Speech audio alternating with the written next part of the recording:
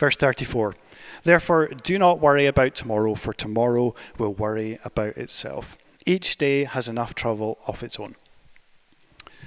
This is kind of his concluding thought here. He says, don't worry about what's around the corner.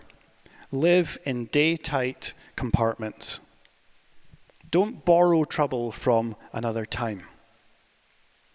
Another quote from you by Mark Twain. He says, I am an old man and have known a great many troubles, most of which never happened. Because the thing about worry is that we're often worrying about things in the future about which we have no control. And if we're honest, how many times do they actually come to happen? So what are we achieving by meditating on these future scenarios? And even if what we worry about does come to pass, by worrying about it, it has cost us twice. It costs us in the worry before the event, and then it costs us in the event itself. Worrying is a fruitless endeavor. Let tomorrow worry about tomorrow. Live in today.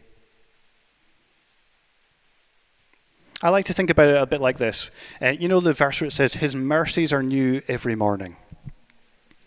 God gives us the grace that we need for the day that we are in. When we worry, what we're trying to do is we're trying to use today's grace for tomorrow's problem. We're trying to use today's grace for tomorrow's problem. But God gives us the grace we need for the day that we are in, today. So he invites us to not live into that future where we have not yet received the grace we need, but to live in today where we're dependent on him. If something in the future seems overwhelming, just trust him that his grace will meet you in the future. His grace, his mercies are new every morning. This idea of living in day-tight compartments is probably one of the most helpful things I've found practically because often what happens when you've got worries in your mind is it's when you're going to sleep, isn't it? It's like you're fine all day, you're trying to get to sleep, and suddenly your brain goes, let me remind you about the 10 things I think you should worry about now.